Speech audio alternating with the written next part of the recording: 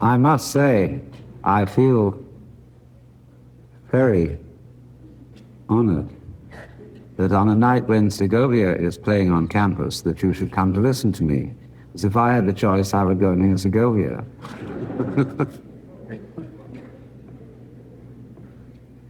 Now, it has been announced that I would speak this evening about the I Ching, the Chinese Book of Changes. That's a little misleading, for though I will refer a good deal to this book, what I'm going into is what lies behind the Book of Changes, which is the philosophy of the opposites, the yang and the yin. I should just say then briefly that the Book of Changes is thought to be the oldest of the great Chinese classics, and to date from perhaps as early as 1300 BC. Although perhaps the figures of which this classic is a discussion may be much earlier than that, they may go back to the earliest phases of human thought, because the I Ching really is the ground plan of the way in which the Chinese think, and not only the Chinese. It's almost a mapping of the thinking processes of man.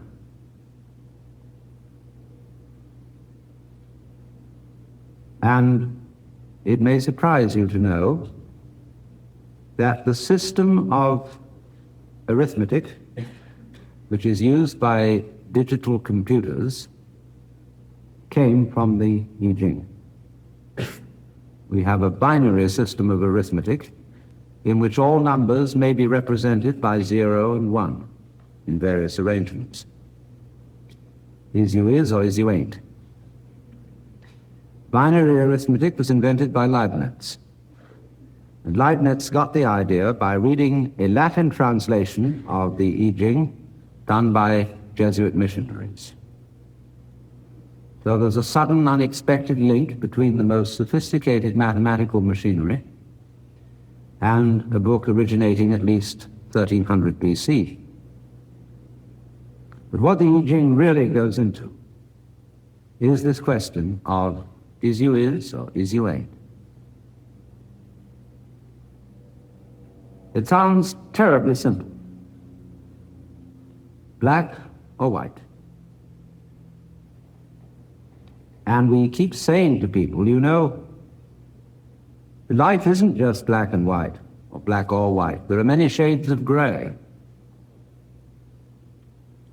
True, but against some backgrounds, gray is dark. In another context, gray is light. And really, all colors, in fact, all information whatsoever, can be translated into terms of yang and yin.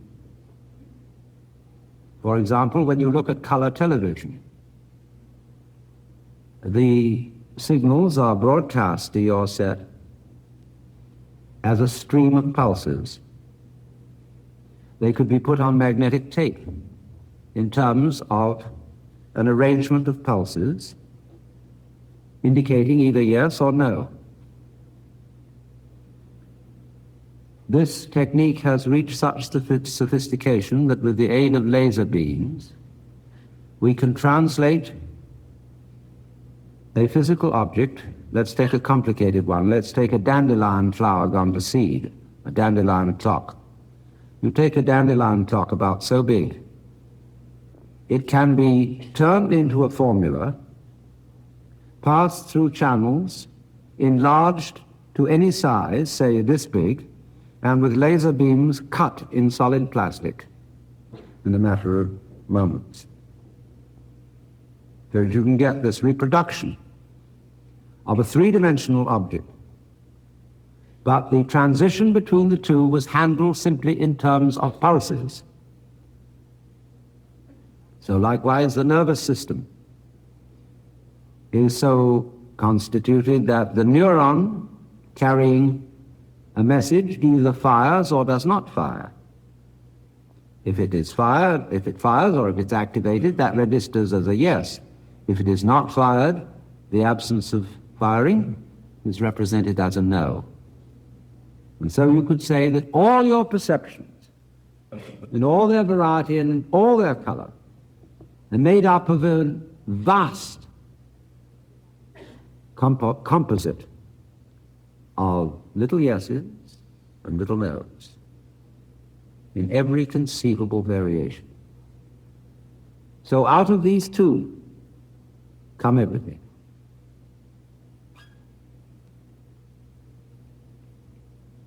Yang means the positive, and yin the negative. Yang is identified with the south or sunny side of a mountain, yin with the north or shady side. And note this moment, that you cannot have a one-sided mountain. Imagine it. And this then is the crucial thing that one must understand about the Yang-Yin philosophy. And it is represented in the symbol of a circle crossed with an S curve, one side of which is black and the other side is white. And so they're like two fishes.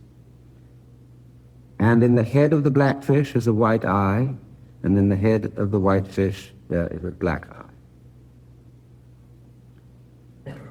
These two sides are interdependent because the black one is outlined by the white one, and the white one is outlined by the black one, and they chase each other in the form which is really the double helix, the pattern of the spiral nebulae, and also the pattern of lovemaking between many, many kinds of creatures. The spiral folding into itself, black chasing white and white chasing black. Now, obviously, white and black are as different can be.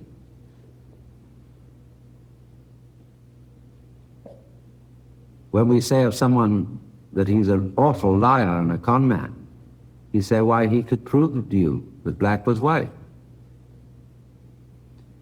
But strangely enough, black is white in a certain sense, and white is black. If you take the copulating word is to mean implies, because black implies white and white implies black, or positive implies negative and negative implies positive, because you can't have the one without the other. So to put this into clear words, we can say explicitly black and white are different, but implicitly, that is to say, by implication, they are one. So exoterically, outwardly, the positive and the negative of life are very different. Life is different from death, and good is different from evil. But esoterically, the secret is that they are one. As God says through the prophet Isaiah, I am the Lord and there is none else. I form the light and create the darkness.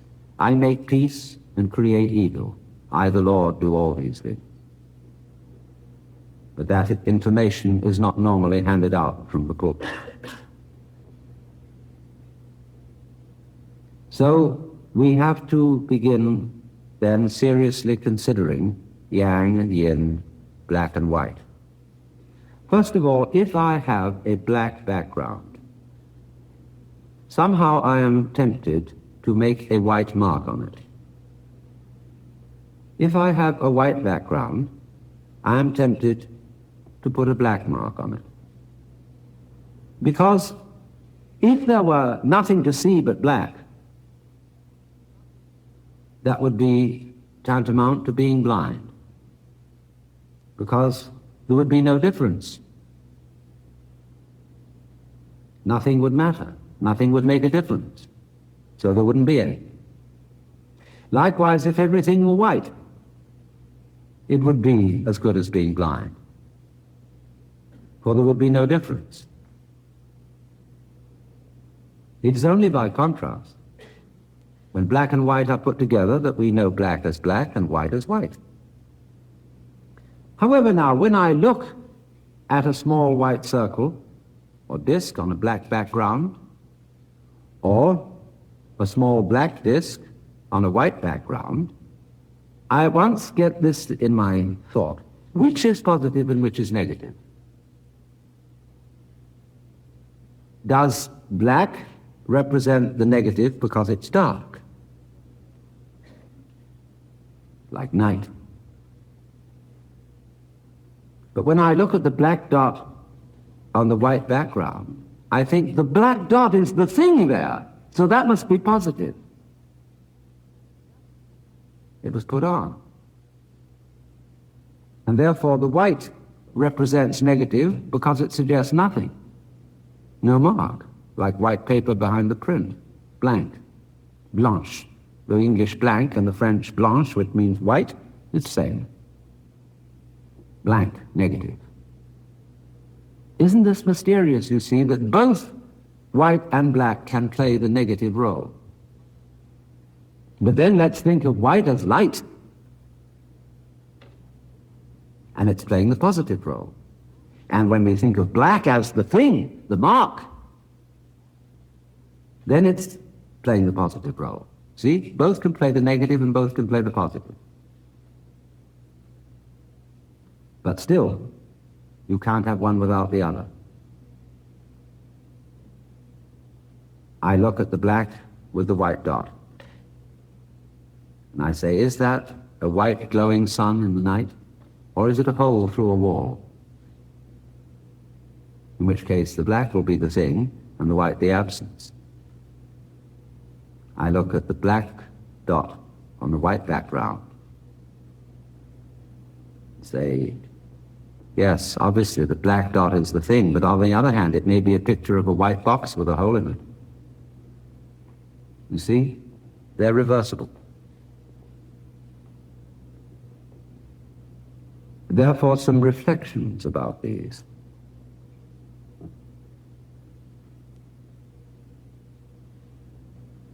It isn't easy for a human being, the way we've been trained, to notice that you can't have one without the other.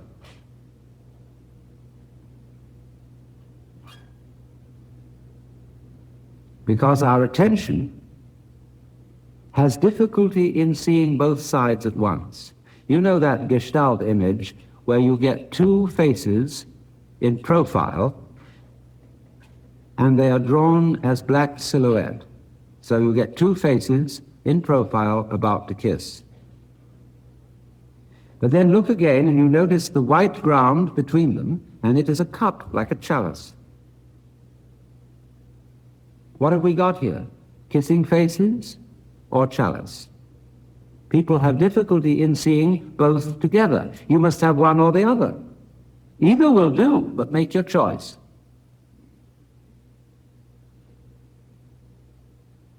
It's like, are you going to be a boy or a girl? Either will do, but you have to choose one of them. And yet, bodhisattvas are always represented as hermaphrodite, as being, as it were, bisexual, transcending sexual differentiation. Because after all, everybody who exists is the result of a boy and a girl. Boys can't be boys without girls, and girls can't be girls without boys.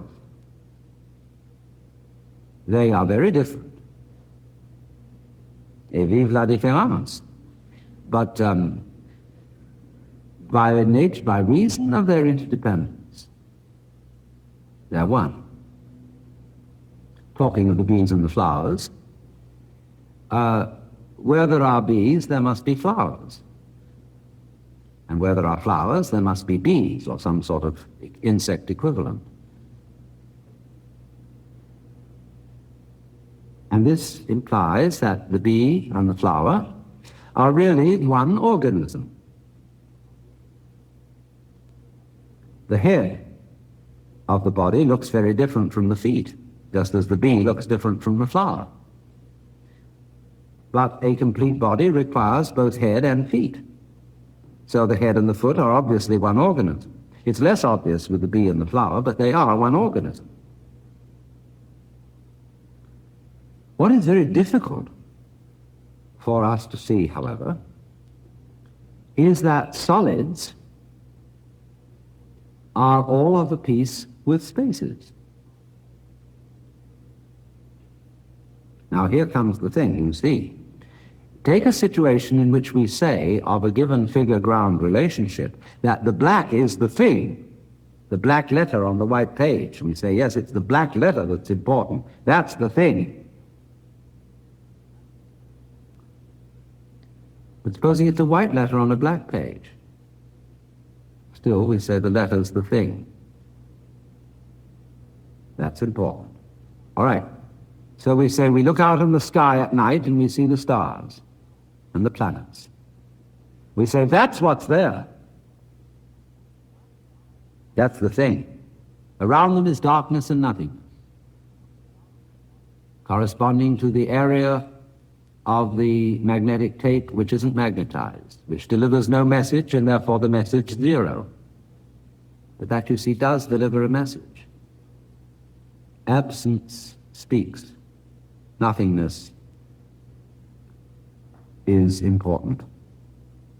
But we are brought up, we are so brainwashed, we are so bamboozled, we are so hypnotized that we don't know that. That's the whole trick that we play on ourselves. We don't know that nothing is something. And it's important.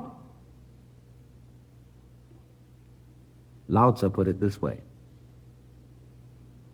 The usefulness of a vessel is not so much in the clay surround, but in the empty space in which something can be carried. The usefulness of a window is not so much in the frame as in the empty space through which light can be seen. It sounds odd and paradoxical and almost a little contradictory, but nevertheless there it is. The space is, after all, not nothing. I had an argument with Buckminster Fuller about this, and he had to grant me that I was theoretically correct, because he said, so far as I'm concerned, space is just negative event. Just negative event. The fallacy wasn't in the word negative event, that's a beautiful phrase. It was in the word just, only. As if space could be dismissed. And so in exactly the same way, when we don't recognize that side of life, people can play all kinds of tricks on us. The main trick is, I can scare you with death. You won't be, see? I can remove you. Wowie. We're going to get removed anyway one of these days. You just won't be. Won't that be awful? That would be just terrible. You know, supposing you won't be, there will be nobody to realize how terrible it is. But this is the thing, that this is one of the great tricks of life, and you have to be watching this, as people use it, because they've all been taught to use it. It's really the fall of man, was not to recognize the other side. So everything that we think of as nothing, space, empty space, death, sleep, dissolution, decay, any sort of weakness, anything that goes against structure, that is against the thing, that we think is bad, bad, bad, and we're trying to get a world where that side of things is rendered impotent. Nothingness must no longer constitute a threat to somethingness. In other words, we want to play black and white, and if we'll call white the light and the positive, white must win. That's the game we're trying to play.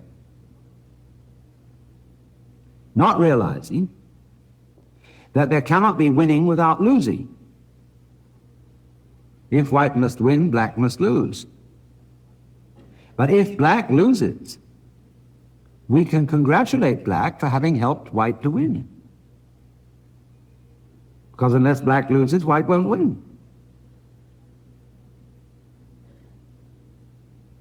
You can translate this into the difficult and thorny question of race relations. How would you know you were free, white, and 21? How could you be proud of being a white man unless you were a black man? You wouldn't know you were living on the right side of the tracks unless there were people living on the left side of the tracks. You know, there's an I Ching thing that says up is to down as blank is to left, or left is to blank. You're supposed to fill in. I would put taken. Anyway, taken and left. Right and left. Right and wrong. These opposites get tricky. But the point is, people are afraid of the negative one. Don't be negative. The power of positive thinking. That's all nonsense. The negative is the source of the positive. This is absolutely fundamental to the I Ching. This is why in the hexagrams of which the I Ching is about 64 combinations of 6 black and white symbols. Actually, they use an unbroken line for the positive and a broken line for the negative. 6 such lines. There are 64 combinations of groups of 6, or hexagrams. And in all those, there is not one bad one.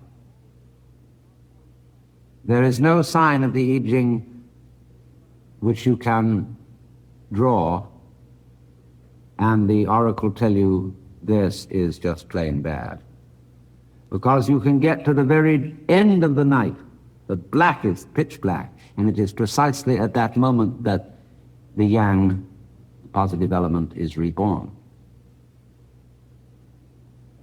Because you see, it is recognizing that energy is waves, energy is pulsation. Now you can't have a pulse without a vibration. It sounds, if I go,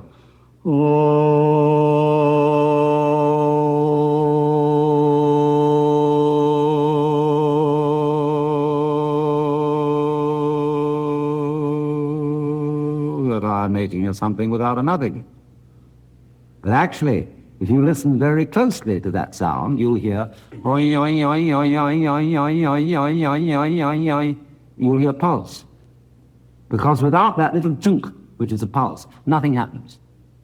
So this table, which is level and solid, and philosophers down there are always talking about tables, because they always have tables in front of them in classrooms. But here it's solid. But this thing is going at a terrific clip inside it. And while we look at that, analyze, and we find that there are cellular structure in wood. Analyze that, molecules.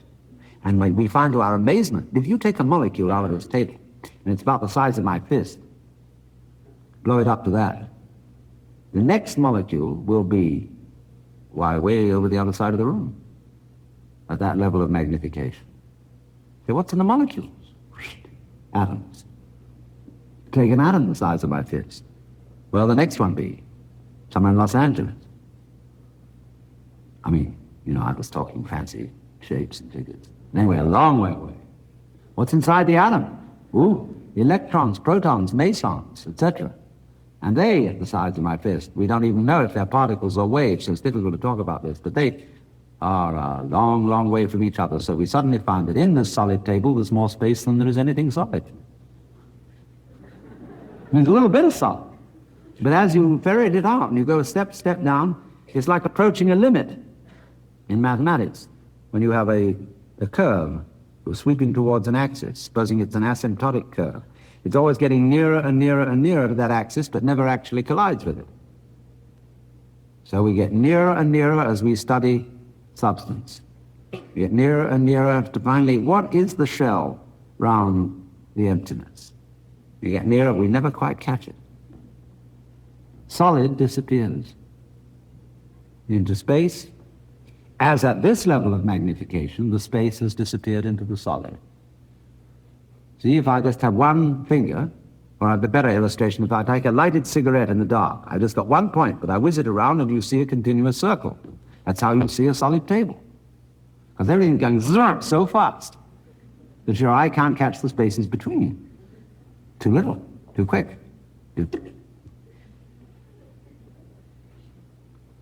So, looking at things from one point of view, we find a lot of emptiness. Looking at them from another point of view, we find a lot of solid. But what you have to realize is that the solid is based on the emptiness just as much as the emptiness is based on the solid. So don't be afraid of nothing.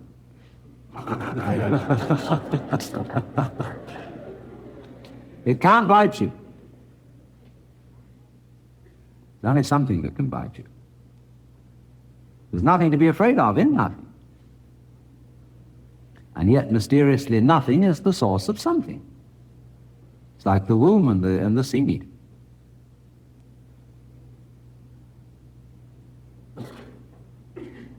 So, yang and yin go together. But through not seeing this, the whole of our life is, as I said, geared to the thought that we might be able to make the yang side win. And so, in every sort of human enterprise, we are trying to have white without black. This connects with what I was trying to get across this afternoon. When you talk about improving the world,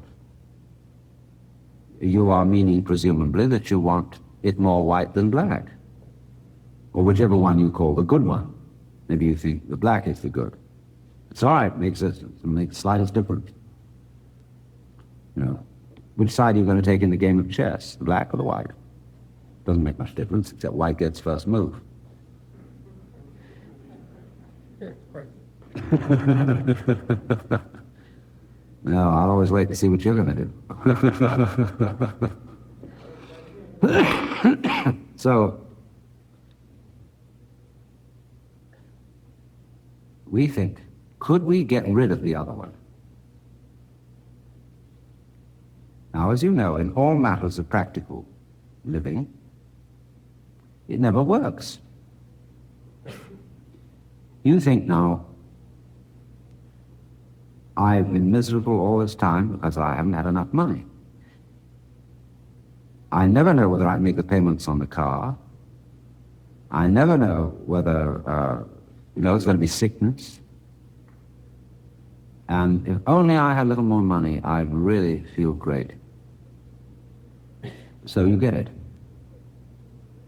And in the transition from one stage to the other, whoops, you feel very elated. Of course, you feel elated. You're going up $5,000 a year, say. It makes a difference. When you've gone up, then of course you're on a level again. And no longer do you have to worry about making the payments. But you get a new worry. Supposing I get sick and die of it. Supposing someone robs me, takes it away from me. Worry about that. You say, oh, I'd feel so much happier if I had a medical examination. You go to a fancy doctor. He says, I can't find anything wrong with you.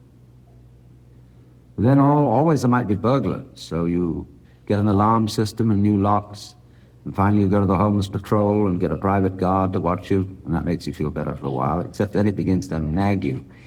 See, if I have that homeless patrolman out there, they'll know I've got something. Maybe I better have two men on.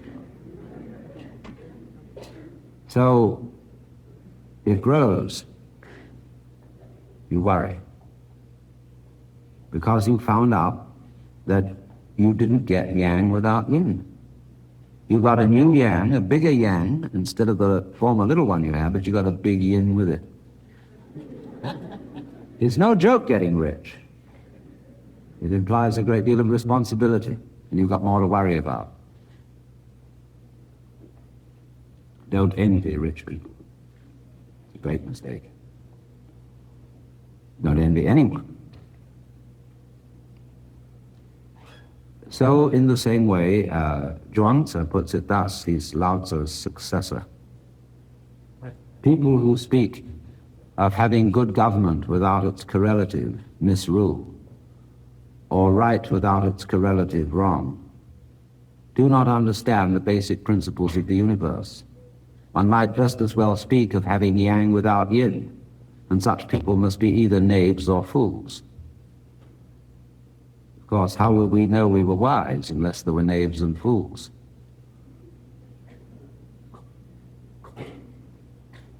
But here it is, you see. You cannot beat the game. You can have the temporary illusion of winning, but by compensation you will ever so often have the temporary illusion of losing. When you go down a step from yang to yin, you'll feel, I've lost something. When you go up a step from yin to yang, you'll feel, I've gained something. How could you know gain without loss? How could you have the sensation of more unless in relation to the sensation less? For sensation is simply awareness of contrast. That's what life is. Now, if we realize that, we get the same feeling of frustration as I wanted to give you this afternoon, in trying to make it clear that so far as the improvement of ourselves and of the world is concerned, there's absolutely nothing we can do about it. And this is simply another way of saying the same thing. You cannot have more yang than yin. You cannot play a game which is win and no lose, or a game in which everyone wins. You're stuck with it. Now, in just the same way, if we recognize that, applying yang and yin to all the possible situations of life, we get this awful feeling of, so what's the use? I mean, what do you expect me to do? Jump into the river and drown?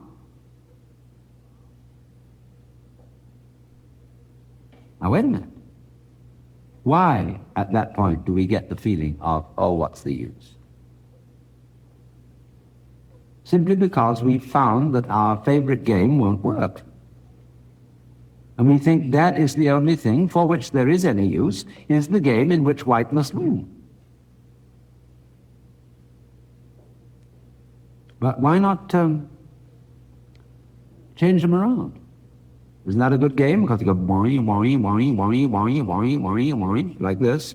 Goes in and out. It's the undulation of a wave, the crest and the trough. You can go on every kid likes a roller coaster ride. You go,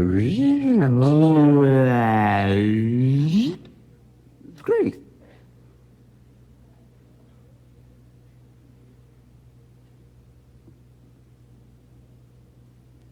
So having both is the game. See, it's no game. What we think is the game isn't a game at all. To win all the time. Win, win, win. That's no game. Because the game is always the hide and seek. Now you see, now you don't.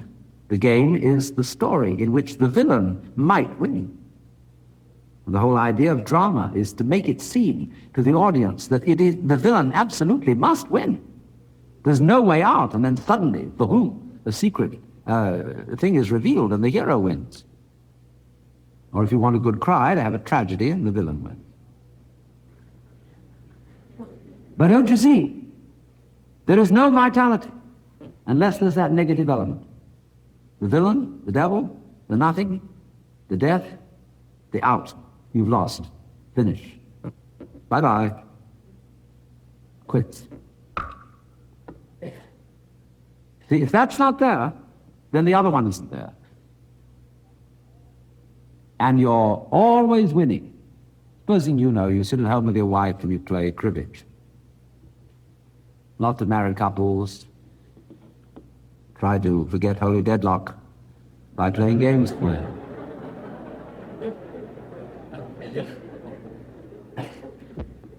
And if one partner, be it wife or husband, always wins at cribbage, the game ceases to be of interest.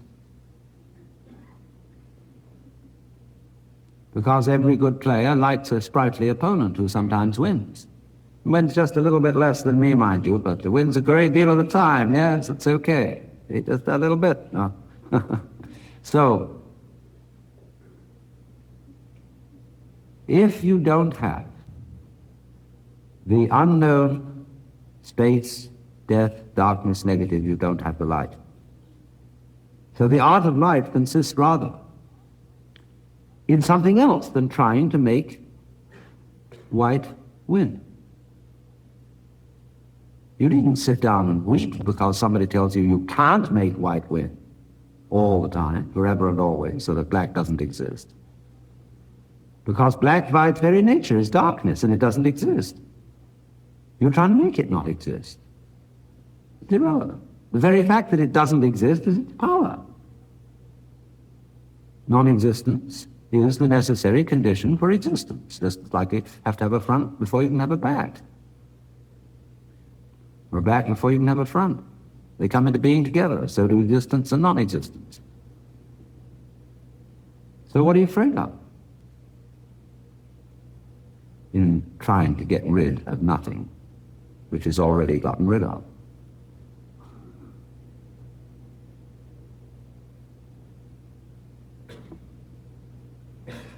So we think, But surely this is rather monotonous. It goes up and down, up and down, up and down, seesaw, life, death, life, death, life, death, or birth, death, birth, death, birth, death. There's some way of, must we play this game? It's like the game of one-upmanship I showed you earlier this afternoon. You can't get out of it. You're always playing it. And if you say, I won't play it, means I got a more interesting game than yours. It's just the same game all over again. Would there be a way somehow to transcend black and white? So we've got black and we got white. That makes it even. But isn't there something else? Couldn't there be a tertium quid? A new possibility? So we can have a 3 basis instead of a 2 basis? Somebody comes up and says, all right, you're black and white, A and B. You constitute the 2 ends of the base of a triangle, and I'm the apex. How about that? You say, that's odd. Because it's odd, because the first 2 were even. When something happens, that's one, and that's odd. See, it's odd that anything should have happened. Very odd. It's queer. Would it have been easier for there to be nothing? But then something happened. So then I said, that's odd. Then they recognized there was something and nothing, and then they said, all right, that's right, we're even. So this third fellow comes along and says, now, what about it? And they say, you're odd. Well, wait a minute. You stand over against us. So that makes 2. We're even, and you're odd. All right, so that makes 2 out of 3. 3 equals 2. But we're together, we 2. We recognize that we're black and white. You can't have one without the other, so we're together. And you say you want to be different, okay? That makes black and white different from whatever you say you are, so we've got the new yang and yin. You can't get out of it. Make 4, and it's same all over again. Make 5, it's the same all over again. This was how Leibniz reasoned, an arithmetic that could represent any number using merely 0 and 1. See? Yeah. Can't we get out of this? Hey, what would it be if you were allowed 5 minutes with God. And you're allowed to ask one question. What do you want to know? Because you know, you thought this over now. You know about the opposites, about the yang and the yin. And you know you can't ask God and say, hey, Big Daddy, will you give me a tip to beat the game? It won't work. And what shall I ask God? You can think of all the things you might ask for. You know, an electric guitar, $1 million. And you know that wouldn't be the answer, because that would be yang. There'd be a big yin along with it somewhere. And I don't know what to ask. So you go in and say, God, beyond positive and negative, what is reality? And God says, my child, your question has no meaning. Oh dear, you thought, there it's gone, my one chance lost. You think, you get a friend of yours and say, hey, look, you go in. And tell me what he says. You ask him, what question should I ask you? He goes in and says, oh God, what question should I ask you? God says, so you do want a problem.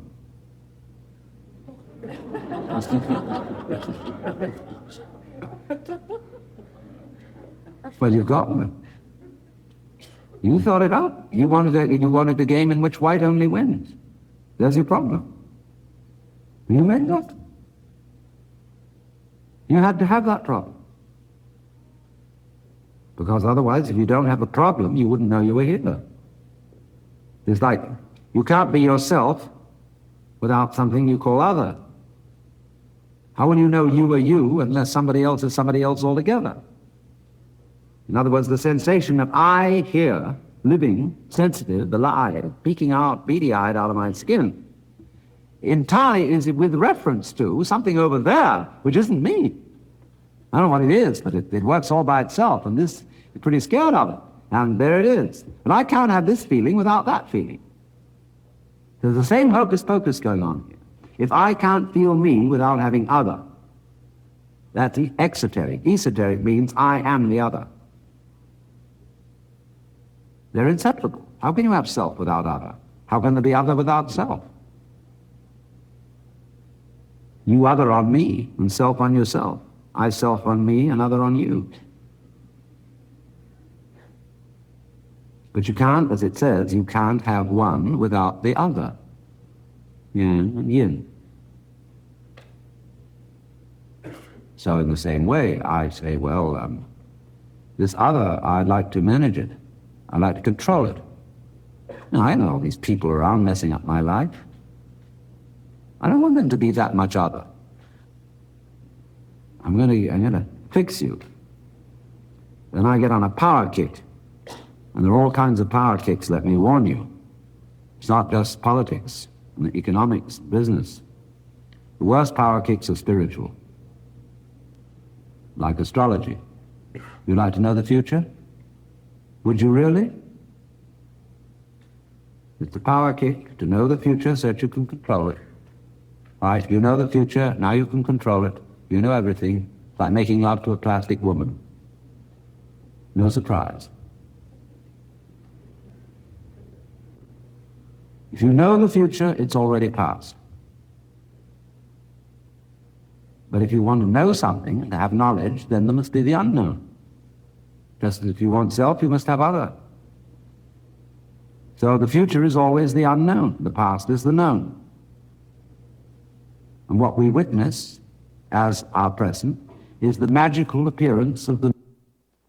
Might be another big earthquake right on the... Any minute now. Or the Russians might decide to release the A-bomb. In a minute, we'll have a heart attack, drop dead. You don't know what's happening. Well, relax.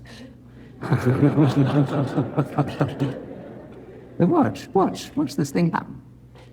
It's incredible. Just watch it. You, it, self, other, It's this vibration going on. And you think also now, wait a minute, self and other, that means voluntary versus involuntary. What I do and what happens to me. Now, what do I do? Well, I walk, I think, I talk, I move my hands. I can be nice to you or nasty to you. I would regard both as my doing. What about my blood circulation? I normally think that that happens to me. I mean, if my heart would stop, I wouldn't say I'd done it. I would have said that it happened to me. But Buddhists will say, your heart stopped, that was your karma. And karma means nothing else except doing. It's your doing that your heart stopped. You know, that doesn't mean, don't take it literally in a superstitious way that because you spat in someone's face in a past life, you're having heart failure as a punishment for it this time around. The universe is not geared to be a kind of judicial system. I mean, a lot of priests figure it that way in order to frighten people. But karma means simply, if you die in a plane crash or have a heart attack, it's your doing. But that simply means you've got to rethink what you mean by doing. Now, I've already proved to you that black is white. So now I'm going on to prove to you that what you do is what happens to you. And what happens to you is what you do. Because you can't tell the difference between doing. You can't tell what you mean by doing unless something happens to you, to contrast it with, and vice versa. You can't say of something that happens to you unless it feels different from something you do. Now let's take a look at our breath. Are you doing it, or does it happen to you? If we do breathing exercise, you can feel I'm doing it. Just I'm breathing in just as I might raise my hand. But after a while I breathe out. I feel I'm breathing out. And I forget all about it, and it goes on. And it happens to me. That's why in yoga, which means, yoga means union, joining. Same as the Latin jungere. Why in yoga you breathe? Breathing is the main thing in yoga. Because it's to teach you that there's no difference between what you do and what happens to you. You learn that through breathing. You can make the very best breath. See, we get into Christian terms here. The Holy Spirit, spirit means breath. See? Spiritus in Latin, pneuma in Greek, ruach in Hebrew. Breath. Now, there's ordinary breath, when you know, most people's normal breathing. Or forced breath, when,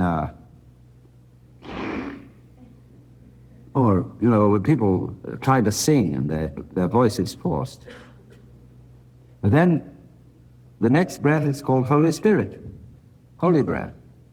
That's when the breath is no longer forced, it happens. When it's nirvana breath, blow out, same thing as Holy Spirit.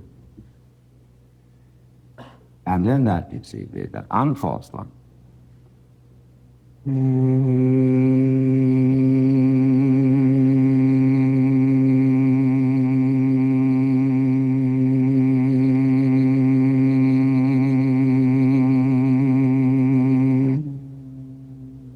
go on and on.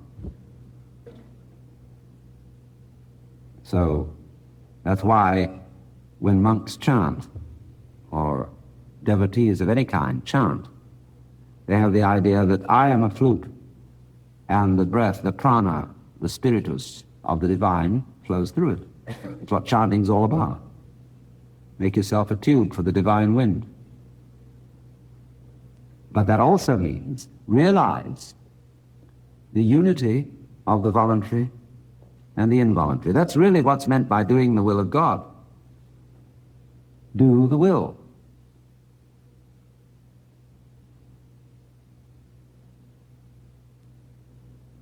It's One reason why we get confused in English as to whether we mean will or whether we mean shall. I will drown and no one shall save me. So, think, behind what you call voluntary, you decide. Having reviewed the evidence, I've decided it would be best to buy this brand of detergent. Made a decision. How did you make a decision?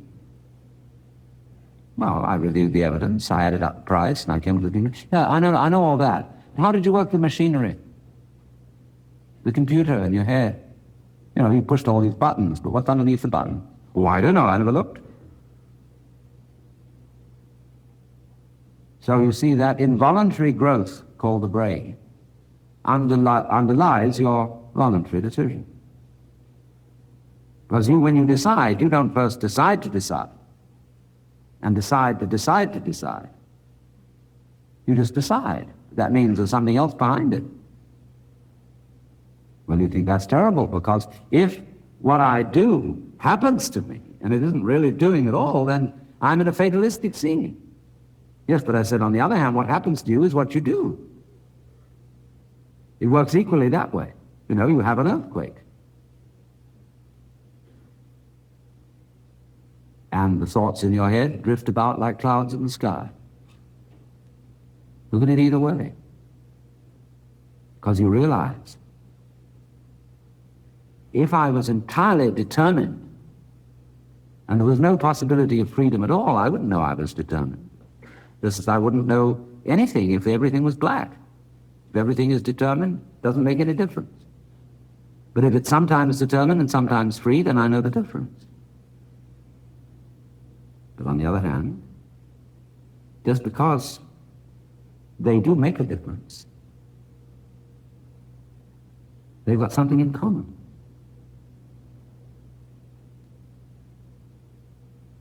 So once again,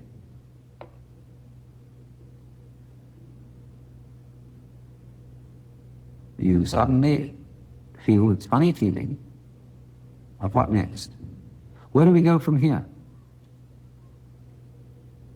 When I turn the wheel of the car, the steering wheel, am I pushing it or am I pulling it?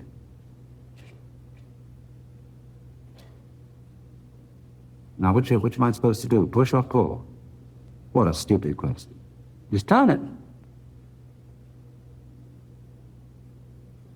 So in the same way, you come to this impasse. You can't make the right thing happen because you can't have the right without the wrong. That sounds terrible. But the reason why in both cases we come to, you cannot do anything to improve it. You cannot get round black and white and have white only. The meaning in both cases is your ego doesn't exist. That's why I can't do anything about it. A separate you that is the agent, the source of action, etc., and all that, is nothing more than your own idea of you, which, as I pointed out earlier, has its physical counterpart in a state of needless muscular tension that you feel chiefly concentrated in the facial muscles and between the eyes. That's the ego. And just as muscular strain cannot improve your eyesight, or by forcing the focal muscles, you can't focus any more clearly than if you just let them act naturally. So in the same way, this whole strain, the futility of the strain to make white win and to improve the world, that entire futility, the frustration of it is what you mean by I. Now it goes. It won't work, and the I collapses. Everybody is terrified of this happening, suddenly finding out that you don't have an ego. Heaven preserve me from that, because I've been building up this personality of mine all these years. I've been very carefully nurtured this personality. You tell me it doesn't exist? No, because your personality is a phantom even more insubstantial than your body. Personality is a work of art. It's like music, which vanishes as soon as it's played. You could do a personality, but you can't do anything with a personality. I mean, it's pretty put on. It's like a good play on a stage. The mask. That's the original word. Persona means an actor's mask. But he can't do anything. So this horror feeling, I can't do anything. Why, that's telling you the most joyous news in the world. That your personality isn't you. It's just a phony. You don't exist. What does exist? Well, look around and see. Now you've gone. You're out of your own light. Now find out what does exist.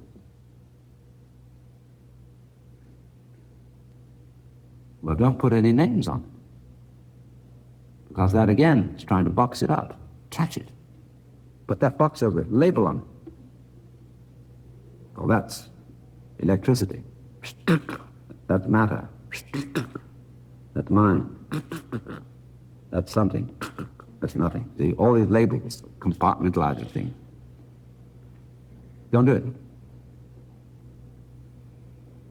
Stay silent.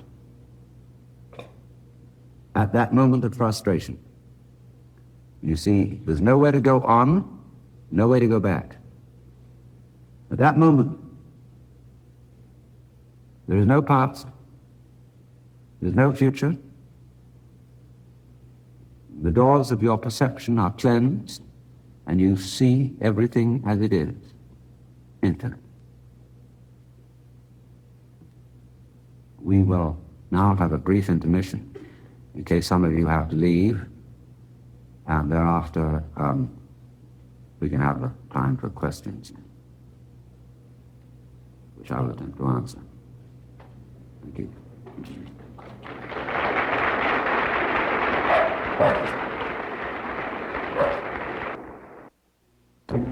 Now, friends, if you will wave hands at me, I will endeavor to answer questions. Yes, gentleman on the aisle.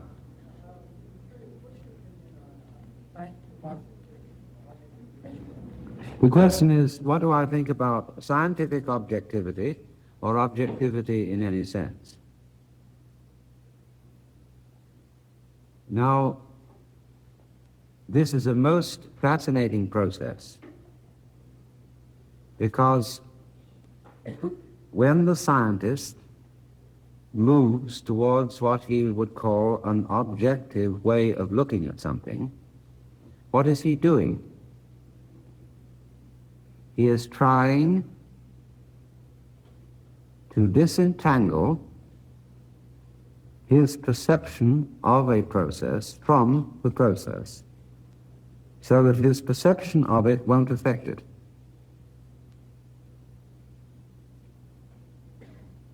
In other words, I won't see this clearly if I breathe on it while I'm looking, because it'll alter it. So I put a mask on so that my breath won't affect it.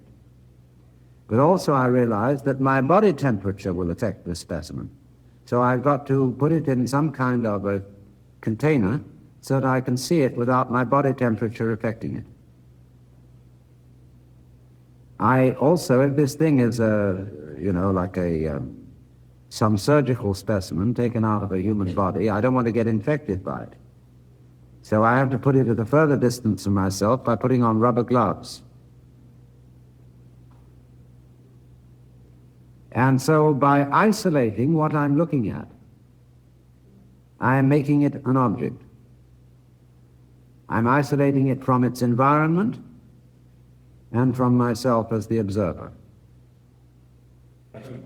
Now, as I proceed to do this more and more rigorously, I discover that it's increasingly difficult to do, because I want to screen out from the object I am measuring and describing all unmeasurable variables.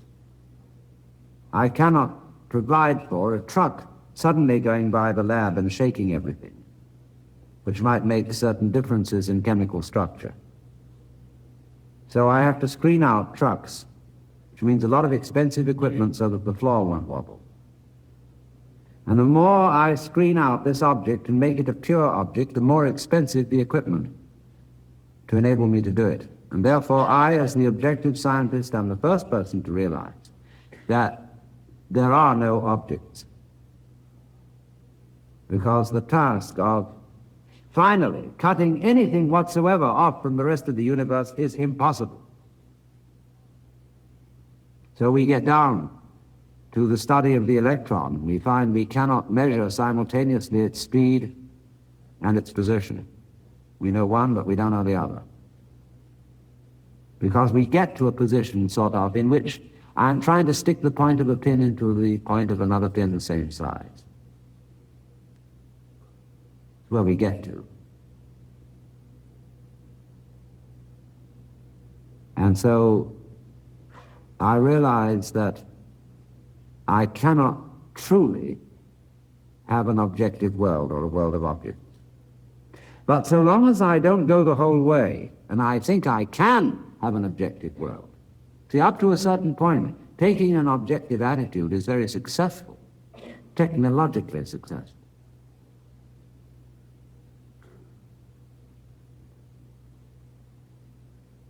So I begin this way. I see that the world is all objects.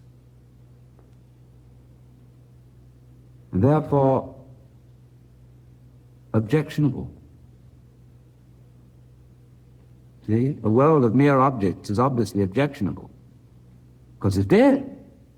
It's machinery.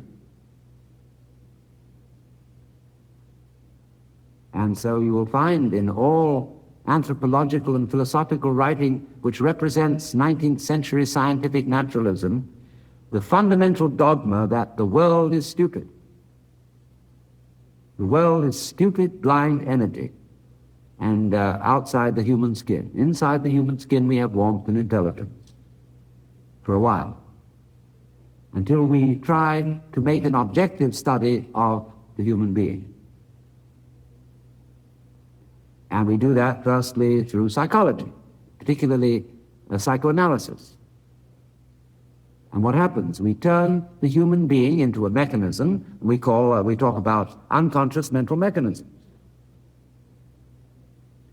Has it occurred to you that psychoanalysis is really psychohydraulics? Dammed up instincts, repressed, flow of the libido, etc. It's all hydraulics, and is a way of describing the psyche in terms of the Newtonian mechanics of water. But when man makes himself an object, he too becomes objectionable. So paradoxically, the philosophy of naturalism issued in a colossal fight with nature. You know, they said, well, we're naturalists. We take the side of the natural against the supernaturalists. But then they went on to do what the supernaturalists had started in the worst way. They pitched the biggest fight against nature. Then when they found that human beings themselves were objects and were objectionable, what do you think they did? Suicide. They provided to blow us all up.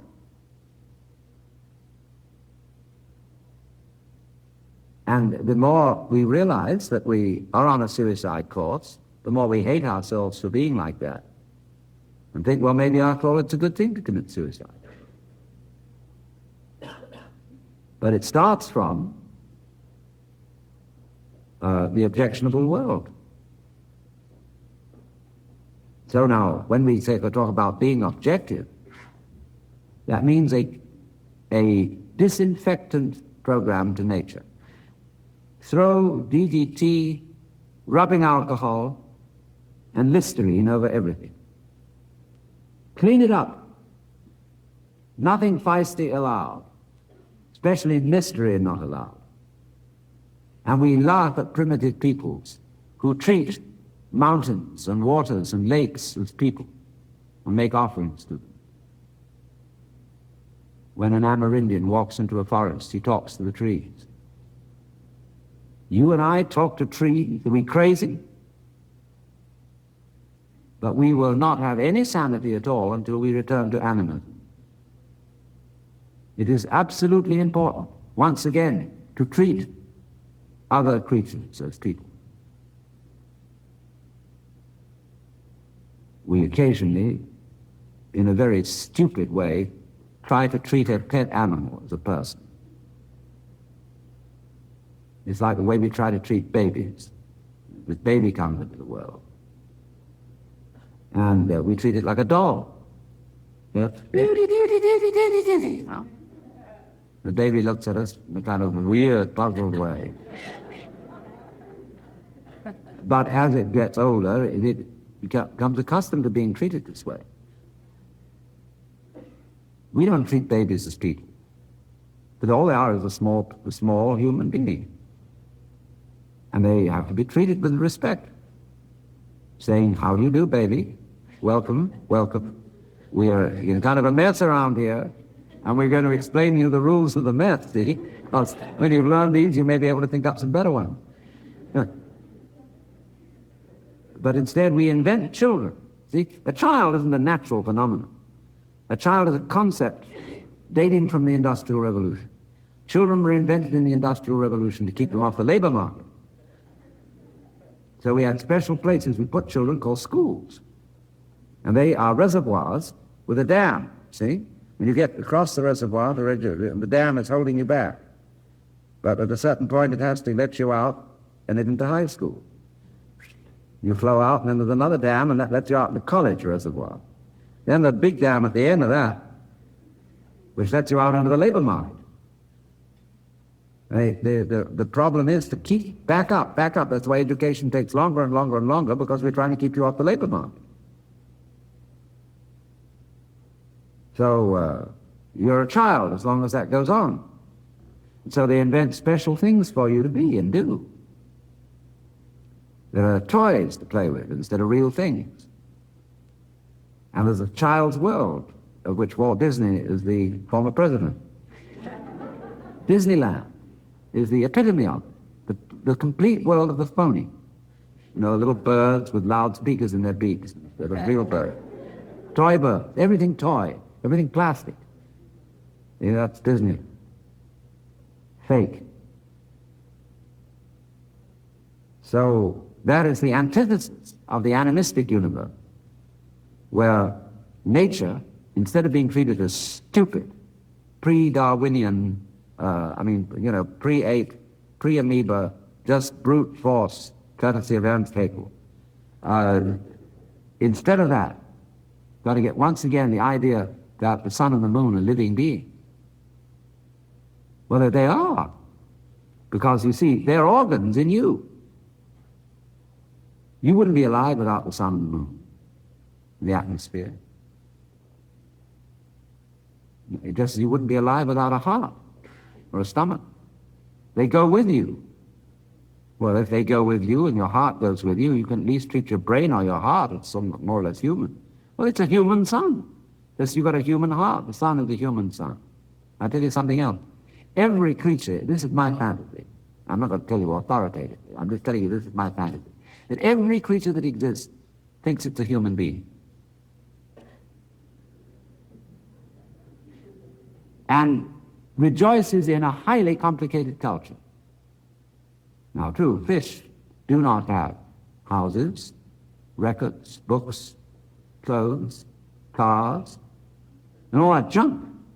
The fish looks at us and says, "What the hell is this junk for?" Human beings are piled around with possessions, with things. You can never get a look at them. Because we fish are far superior. We carry our whole culture on and as our bodies. When I wiggle across here, and the other fish watch the light on me, they watch that light. It flickers, and I give them a message. It's like you get a message from, la, la, la, la, la, la, la, the fish gets it from... Each fish does it in a unique way, and the other fish watch and say, "Ooh, look at that." Did you catch that one? See? He did a tessero on the fifth bottle. I mean, that's incredible. See? So, they're very high culture. Philosophy and all. Or they communicate by ESP. All this stupid, crude talking. Real ESP. So you can go around and you can look at beetles and fruit flies and even virus units. That each one of those in its own consciousness is a human being. Because human being simply means the middle. And everything's in the middle for itself.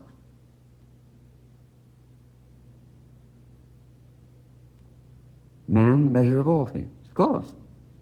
But if you stand in the middle, you see equally in all directions. Everybody's in the middle. Every point on the surface of the sphere is the center of that surface. Next question, please. Whoops. There's a gentleman in the center in a white shirt with black hair. What?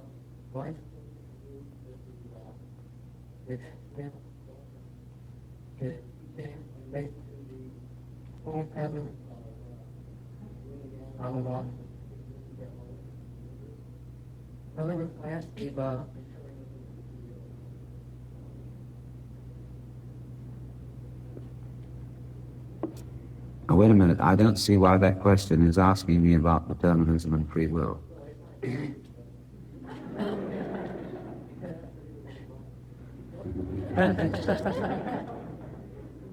You started out by asking, what is the relationship?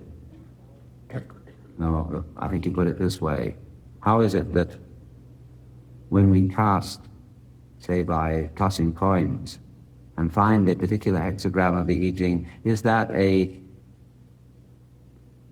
symptom of the whole pattern of the universe at the moment of casting? Yes, that's the idea. In other words, as of this time and place, a spontaneously fished for hexagram of the I Ching reflects the way the universe is focused on this time and place.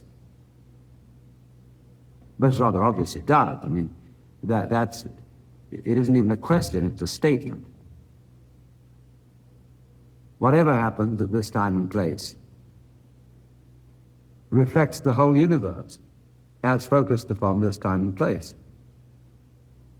This is the essence of a hologram.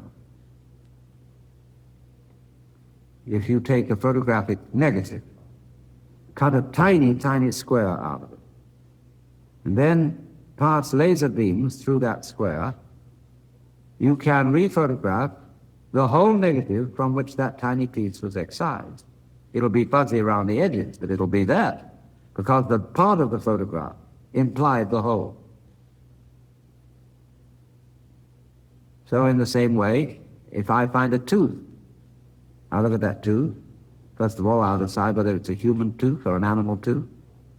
If it's a human tooth, which tooth? And by careful anthropological study, you can reconstruct the human body from the tooth. Well, that's what holography is doing, only electronically reconstructed. So if a scientist from another universe altogether found that tooth, he'd look at it and establish that it was a human being, and from the human being he would establish all the galaxies in this universe. It all goes together. It's all of a piece. So in that way, the hexagram, which falls at this moment, reflects the way the universe is reflected on this moment. That's the idea of the I Ching. Now actually, there's a certain amount of monkey business here.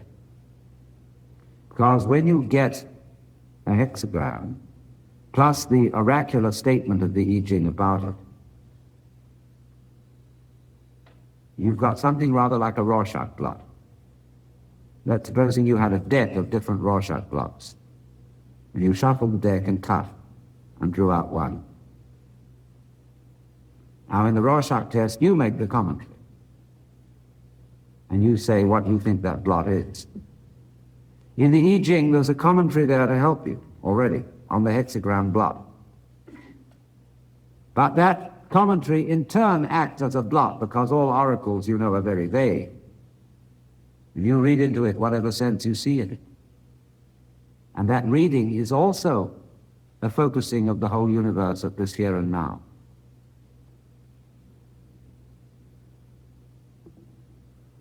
So the I Ching shows you yourself that the same way that psychotherapists use dreams, or fortune tellers use crystal balls or tea leaves, because to get to the unconscious, we'll use a gimmick.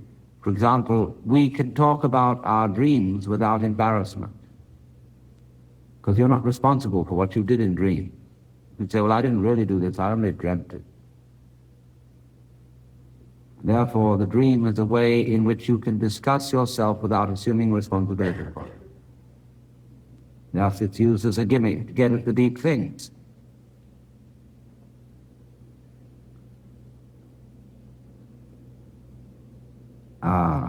So much for that one. Yes, sir. What is the importance of Henry David's role, or did he contribute anything worthwhile to man's understanding of his participation? What is the importance of Thoreau? Did he contribute anything significant to man's understanding of his place in the universe?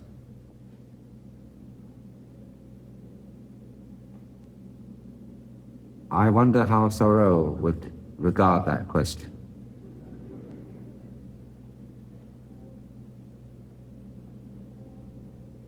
Especially, did he contribute?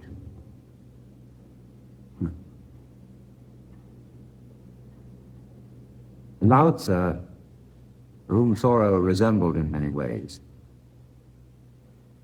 says that whereas a scholar gains or learns something every day, a man of the Tao, that is to say, a man who is in harmony with the course of nature, loses something every day. And he keeps on losing until he comes to perfect non-interference, because he doesn't interfere with nature anymore, because he is nature. So he has nothing to contribute. Why? Because he isn't separate. Only those who are separate from the process have anything to contribute to it. If you're one with the process, what would you contribute? So I'm suspicious, you see, of people who make a contribution to human understanding. Maybe they've put legs on a snake. Maybe they've gilded a lily.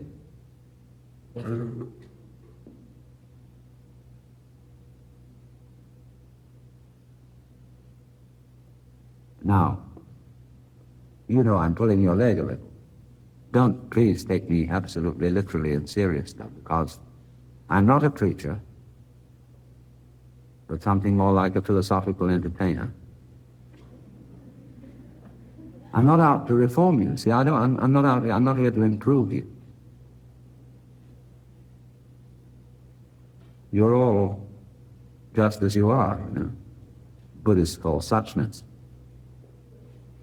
And I really shouldn't have the presumption to alter anybody in any way, because if I did, I have no idea what would happen. I'd be in the same problem as the sorcerer's apprentice, using the magic to make the broom work for you and not know how to stop it.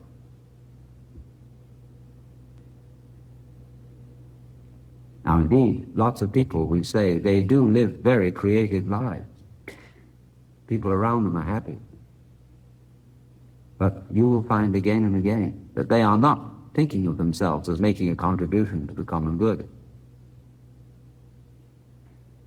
They don't use that kind of highfalutin language. And when people come and tell them, you know, you are just marvelous, you're the salt of the earth, Mrs. Stevens. You're having you around this village all this time, you've no idea how people value you. But if she hears that too much, she's going to get conceited and a spoiler.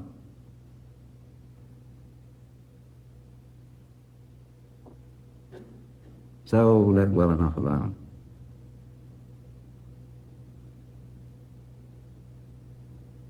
Any further questions? Yes, lady in front. Speak about what's your supposed miracle effect? What do I have to say about Westerners consulting the oracle in the I Ching? Yes. It's fine. Because the I Ching, as you read it, is like having a conversation with a wise old man. And he occasionally chucks you under the chin and tells you, look, don't take it to heart so much. But don't get so I Chingery that you can't make a single important decision without consulting the oracle. Because that's going to atrophy your own intuition. And remember, if you seek in any way to know the future, you're depriving yourself of the reason why there is a future at all. That is to say, you're depriving yourself of the surprise.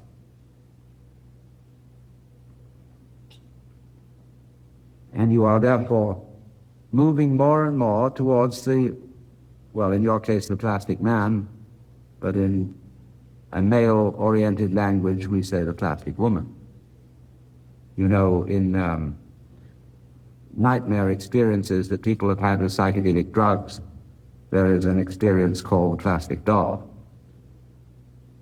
which is the negative mystical experience, in which everything appears dead, mechanistic, just a bunch of enamel tin or plastic. And those beautiful jewels, the human eye, they're made of glass. No body home. That nightmare experience is the experience of the world as it would be if we were in complete control of it. That thing we call life, the lovely beauty of the human being, is because it is not under our control. We can only trust it.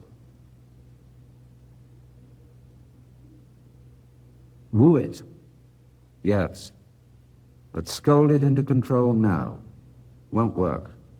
Never has worked. Of course, we don't want it to be completely disorderly, uncontrolled in the sense of running amok.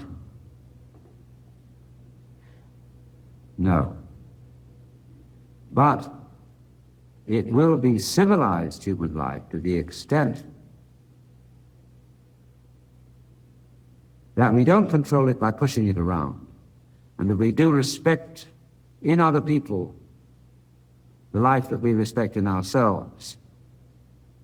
Say, you know, hooray for your difference. Hooray for the fact that I don't control you. Because if I did control you, I wouldn't be me. Yes, sir. First time I heard you speak, you said we were not dirt. Now you tell me that we are nothing but dirt. Have you changed your mind? No, I was looking at it from another point of view.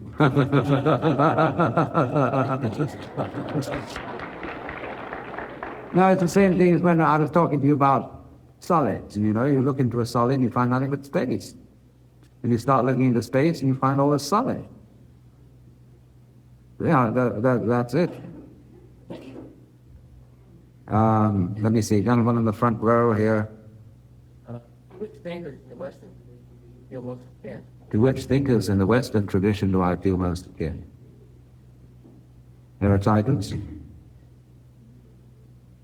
Gordiana Bruno, John Scotus Origina,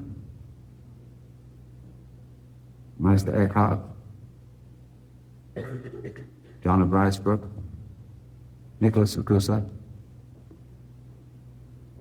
Gertner, Bergson,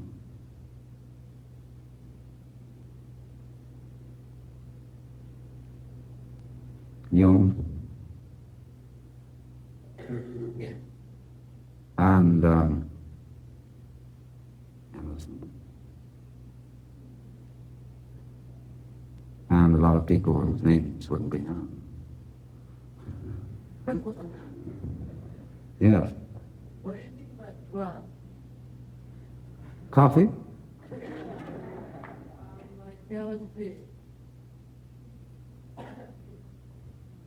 Well,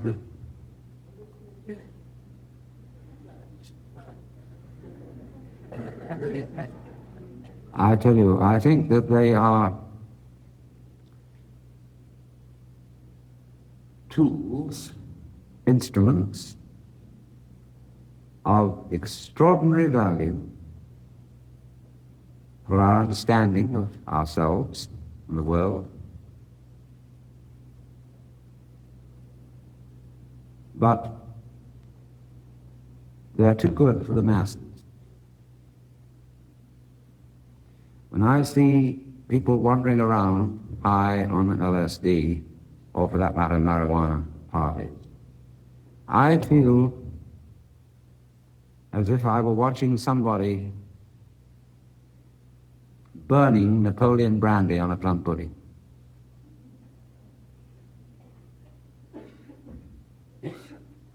Or using a Stradivarius violin to play Happy Birthday to You.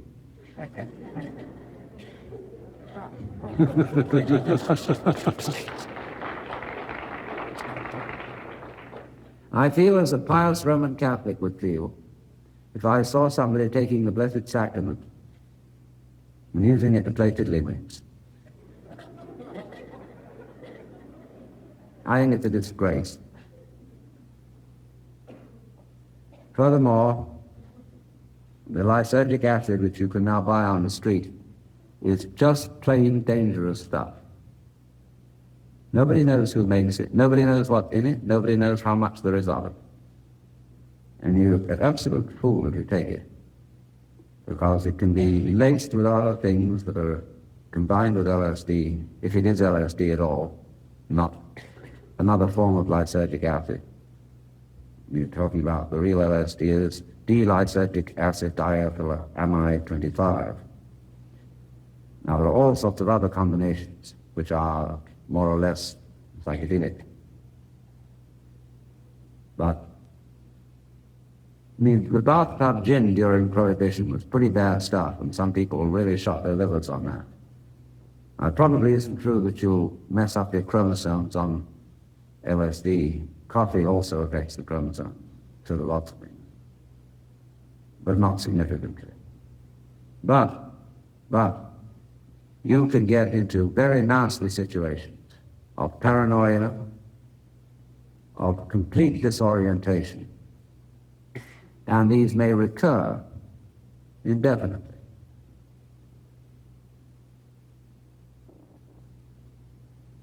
And you can just get confused rather than illuminated. Now, of course, all these problems, there wouldn't be any black market LSD, just as there wouldn't be black market heroin if we didn't have stupid laws. But it's one of the great fallacies of the West, you see, that righteousness can be enforced by making laws. The fools can be made sensible by law. Right, going up to a fool and saying you are legally sensible. Liberty, such as we are supposed to have in this country, involves the right to go to hell in your own way so long as you don't hurt anyone else.